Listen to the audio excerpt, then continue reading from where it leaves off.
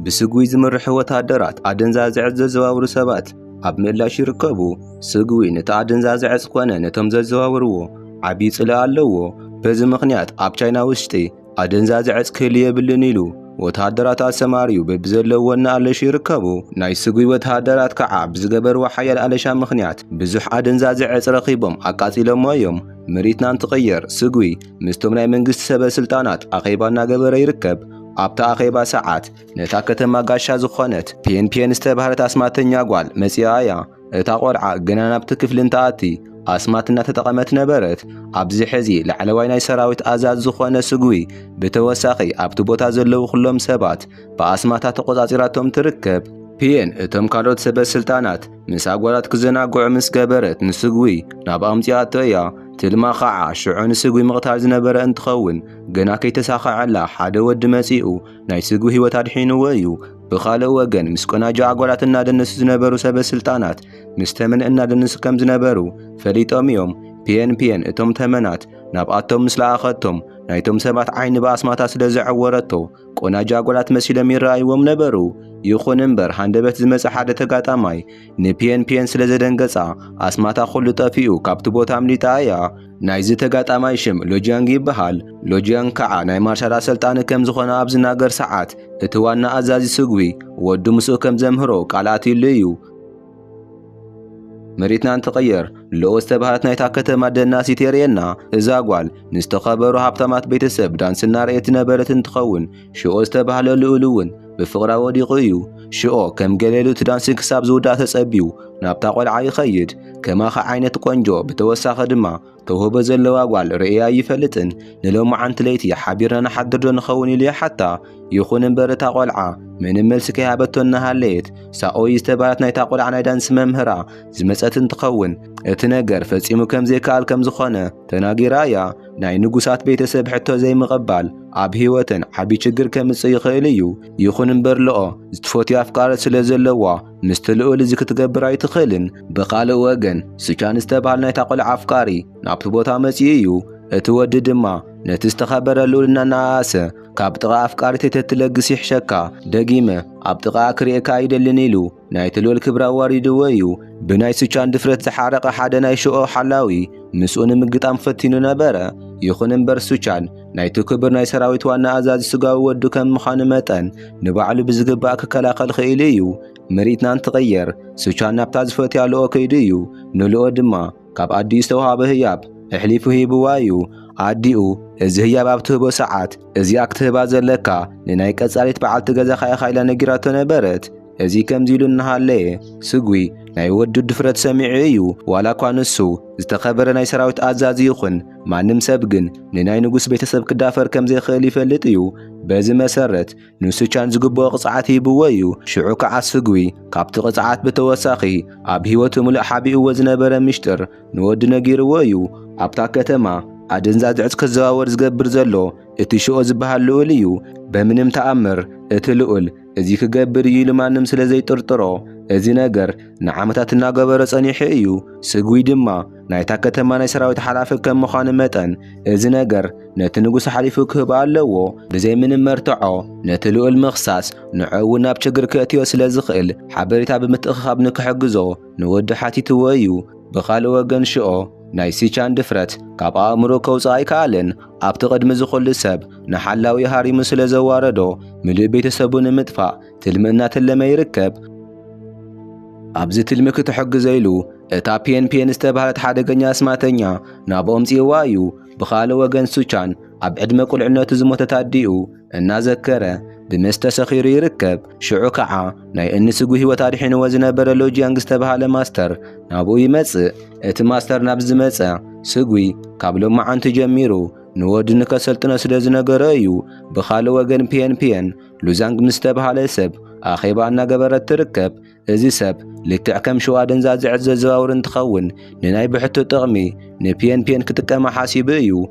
بخالو وغن سوچاننا لو عرس بعرسم كسما معاي كالون أبزي حزي لؤا أفكاريا وتهدر كخون استدلن تخون نسو دما إذا سرح كسرحا يدلن نزي دما كم مغنيات زلعلو ኣድዩ ክትመውት ዝኸኣለት ኣቦ ወታደር ብምዃንን ክሕብሕባብ ዘይምኽኣሉ ከም ዝኾነ ስለ ዝሓስብ እዩ።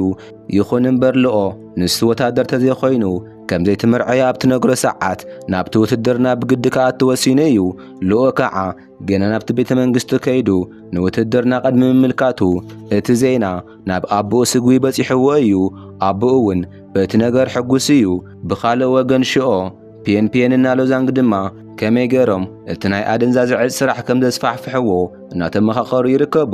ኣብ መንጎ ንግግሮም ሓደ ወታደር ንውሽጢ ኣትዩ ሱቻን ወታደር ንክኸውን ከም ዘመላኸተ ነጊርዎም እዩ። እዚ ድማ ነቲ ቂም ዘለዎ ሽኦ ጽቡቕ ዕድል ዝኾነሉ እንትኸውን ኣብቲ ፈተና ግዜ ንዑ ንምቕታል ትልሚ ኣውፂኦም እዮም። ናብቲ ወታደራዊ ፈተና ቅድሚ ምኻዱ ናብ ናይ ኣድዩ መቓብር ከይዱ ጸሎት እናገበረ ነበረ። ሽዑ ድማ እታ ናተይ ቆንጆ ፒኤንፒኤን ዝመፀት እንትኸውን ብኣስማታ እውን ተቆጻጺራትዎ እያ። ሽዑ ናብኡ ዝመፀት ፒኤን ባዕላ እንትኸውን ንሱቻን ትረኣይ ዝነበረት ግን እታ ኣፍቃሪት ልኦ መሲላ እያ። መሬትና እንትቕየር ሱቻን ናብቲ ወታደራዊ ግጥም ከይዱ እዩ። ሽዑ ምሉእ ኣእምሮኡ ብፒኤን ዝተቆጻጸረ እንትኸውን እቲ ግጥም ጀሚርዎ እዩ። ብዝገርም መልክዑ ናተይ ቆንጆ ፒኤን ሱቻን ንክሽነፍ ኣይገበረቶን። ብዝበለፀን ካብቲ ቅድሚ ሕዚ ዝነበረ ሓይሉ ኣዝያ ዝሐየለቶ እንትኸውን ምስኡ እናተጋጠሙ ዝነበሩ ሰባት ፍትሕ ኢሉ እናሸነፎም ነበረ። ይኹን እምበር ኣብቲ ግጥም ሰዓት ኮነ ድሕሪ እቲ ግጥም ዘርእዮም ዝነበረ ምልክታት ዕፅ ከም ዝጥቀም ነቶም ሰባት ኣጠራጢርዎም እዩ። ሽዑ ድማ ሱቻን እቲ ነገር ክሳብ ዝጻረ ኢሎም ናብ ቤት ማእሰርቲ የእትዮሞ እዮም። ስግዊ ከዓ እቲ ዜና ምስ ሰምዐ ብቕልጡፍ ንወዱ ከፍትሖ ከይዱ እዩ። ነቲ ናይ ቤት ማእሰርቲ ሓላዊ ድማ ሱቻን ከምዚ ዓይነት ነገር ኣይጥቀምን ፍትሓየ ኢሉ ትእዛዝ ኣብ ዝህቦ ሰዓት ሽኦ ናብቲ ቦታ ይመጽእ። ሽኦ ከዓ ሱቻን ከም ዝፍታሕ ቃል ኣትይሉ እዩ። እዚ ዝኾን ግን ስግዊ ምስኡ ተስማዕሚዑ ዝሰርሕ እንተኾይኑ እዩ። እዚ ሰምዐ ስግዊ ድማ ንወደይ ከፍትሕ ኢለ ሃገረይ ኣይክሕድን ኢሉ ሓሳቡ ውድቂ ገይርዎ እዩ።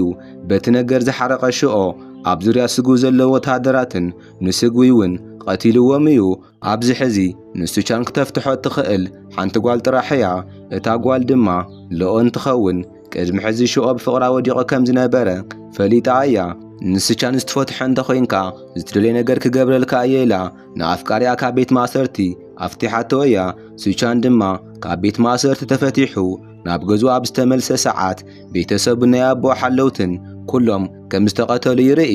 እዚ ድማ ብዘይካ ሽኦ ማንም ክገብሮ ከም ዘይኽእል ስለ ዝፈልጥ ብቕልጡፍ ናይ ሽኦ ወታደራት እናቐተለ ናብ ገዝኡ ከይዱ እዩ። ሱቻን ከም ኣመጻጽኡ እንተኾይኑ ንእሽተይ ከልፍዖ እምበር ንሽኦ ምቕታል ኣይተርፍን ነበረ። ይኹን እምበር እታ ዘፍቅራ ልኦ ኣብ ገዝኡ ኣብ ዝረኣያ ሰዓት ሰውነቱ ደሪቑ ተሪፉ እዩ።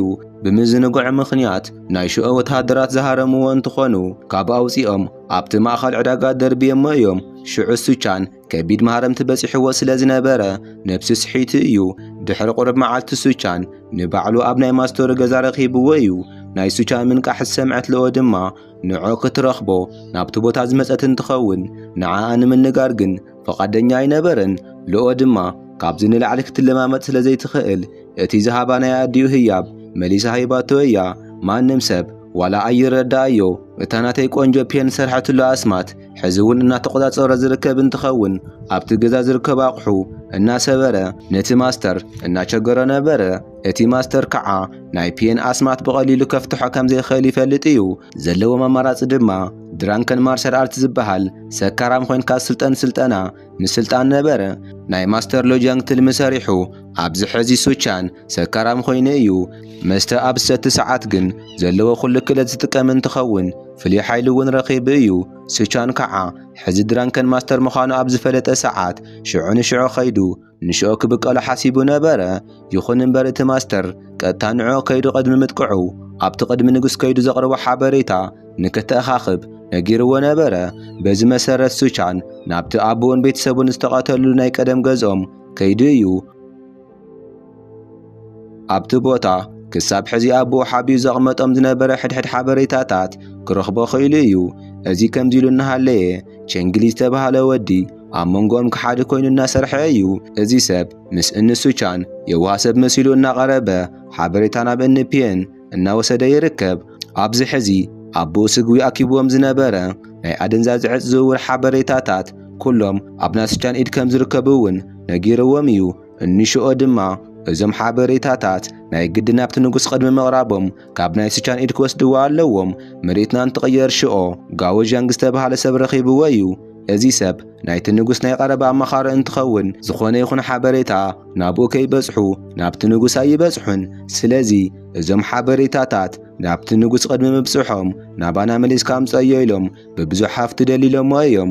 ጋወዣንግ እውን ዝተዋሃብዎ ብዙሓት ወርቅታት ተቐቢሉ ብሓሳቡ ተስማዕሚዑ እዩ። ብኻልእ ወገን NPN በቲ ክሓዲ ቸንግሊ ምኽንያት ናብቲ እንስቻን ዝርከብሉ ቦታ መጺኦም እዮም። ናብቲ ቦታ ብዙሓት ተዋጋእቲ ሒዞም ዝመጹ እንትኾኑ ናይ እንስቻን ሰባት እናቐተልዎም ይርከቡ። ብዝሕዝን መልክዑ እንስቻን ዝተኣመንሉ ማስተር ሎዣንግ ከቢድ ጉድኣት በጺሕዎ እዩ። በዚ ምኽንያት ማስተር ሎዣንግ ህይወቱ ክሓልፍ ስለ ዝኽእል ምናልባት ኣነ እንተሞይተ ብሉቻን ክትምርሑ ኣለኩም ኢሉ ንናቱ ሰባት ትእዛዝ ሂብዎም እዩ። ብጽባሓይቱ ሓንቲ መልእኽተኛ ናብ እንሉቻን መጺኣ እያ። እዛ ጓል ድማ ልኦ ብNPN ከም ዝተሓዘት ክትነግሮም እያ። እቲ ሓበሬታ እንተሂብዋ ከም ትልቃቕ ቃልያትያትሉ እያ። ሱቻን እዚ ምስ ሰምዐ ኣቡኡ ክሳብ ህይወቱ ምሃብ ዝበጽሐሉ ሓበሬታ ኣኪቡ ናብ NPN ከይዲ እዩ። ይኹን እምበር ልክዕ ከምቲ ንሱ ዝጽበዮ ዝነበረ እቲ ሓበሬታ ምስ ሃባ ንልኦ ሕሊፋ ክትህባ ኣይከኣለትን። ብኣንጻሩ እንቸንግሊን ክቐትለዎ ትእዛዝ ሂባ ነበረት። ይኹን እምበር ሱቻን ኣብዚ ሕዚ ካብ ማስተሩ እኹል ትምህርቲ ረኺቡ ስለ ዝነበረ ነቲ ክሓዲ ቸንግሊ እውን ከይተረፈ ንኹሎም ዝተላኣኹ ቀሲልዎም እዩ። ብኻልእ ወገን ፒን ናይ ሰባት ኣሞት ምስ ረኣየት ኣብ ኢዳ ዝርከብ ሓበሬታ ሒዛ ካብቲ ቦታ ኣምሊጣ እያ። ሱቻን ድማ ነታ መንከረኛ ኣፍቃሪቱ ልኦ ሒዙ ናብ ገዙ ተመሊሱ እዩ። እዚ ከምዚ ኢሉ እናሃለየ እንሽኦ ኣዝዩ ብዙሕ ቁጥሪ ዘለዎ ኣደንዛዚ ዕፅ ናብታ ከተማ ከእቱ ይኽኢሎም እዮም። እቲ ዕፅ ኮፍ ኢሎም እናመርመርዎ ኣብ ዝነበረ ሰዓት ቀደም ብስጉ ዝምርሑ ዝነበሩ ሕዚ ድማ ብጋወዣንግ ዝምራሕ ናይ መንግስቲ ወታደር ናብኦም መጺኦም እዮም። ጋወዣንግ ቅድሚ ሕዚ ወርቂ ተዋሂብዎ እቲ ነገር ብምሽጥር ሓዞ እንትበሃል እሺ ኢሉ ነበረ። ይኹን እምበር ቅድሚኡ ምስ ሱቻን ስምምዕ ዝነበረም እንትኾኑ እቲ ወርቂ ዝተቐበለ እውን ህይወቱ ንምሕላይ ነበረ። ክሳብ ሕዚ እቲ ነገር ስቂሎም ዝሓዝዎ ናብቲ ንጉስ ዝቐርብ እኹል ሓበሬታ ክሳብ ዝረኽቡ ነበረ። ሕዚ ድማ እቲ ኣደንዛዚ ዕፅ ኣብ ኢዶም ስለ ዝርከብ ኢድ ብኢድ ሒዝናዮ ኢሎም ኣብቲ ቅድሚ ንጉስ እኹል ሓበሬታ ከቕርቡ ይኽእሉ እዮም። በዚ መሰረት ብንጋወዣንግ ዝምርሑ ወታደራትን ናይ ሽኦ ሰባትን መንጎ ሓያል ግጥም ተጀሚሩ እዩ። ሱቻን ድማ ምስ ሽኦ ኢድ ብኢድ ክጋጠም ስለ ዝደሊ ናብ ሽኦ ከይዱ ነበረ። ከም ኣጋጣሚ ኮይኑ ኣብቲ ቦታ ኣብ ሸኽላ ዝተቐመጠ ጠጅ ረኺቡ እቲ ጠጅ ኣብ ዝሰተየ ሰዓት እቲ ማስተር ዘምሃሮ ናይ ድራንከን ማስተር ኣርት ናብ ውሽጢ ይመጽእ። ካብኡ ነቲ ጨካን ሽኦ ምንም ዕረፍቲ ከይሃበ ከበርቲ መሃረምቲ ብምህራም ኣብቲ ቦታ ኣዘሪርዎ እዩ። ኣብቲ ናይ ፊልምና ናይ መጠረሽታ መሬት ስግቢ እውን ከይተረፈ ብዙሓት ሰባት ህይወቶም ዝሰኣንሉ ነገር ከሸንፍ ኽኢሉ እዩ። ኣብዚ ሕዚ ሰዓት እንሽኦ ንሰርሕዎ ስራሕ ኣብ ቤት ማእሰርቲ ዝርከቡ እንትኾኑ ሱቻን ድማ ንኣቦኡ ተኪኡ በቲ ንጉስ ዓብዪ ቦታ ተዋሂብዎ እዩ። ንዓይ ናይዚ ፊልሚ ድምቀት ዝኾነት ናተይ ቆንጆ ፒን እያ። ናትኩም ድማ ኣብ ኮመንት ኣቕሙጡልና። ፊልምና እውን ኣብዚ ይውዳእ። እቲ ፊልሚ ተተመችይኩም ላይክ ግበሩ። ንቻነልና ሓደሽ ዝኾንኩም ድማ ሳብስክራይብ ብምግባር ቤተሰብ ምዃን ትኽእሉ ኢኹም።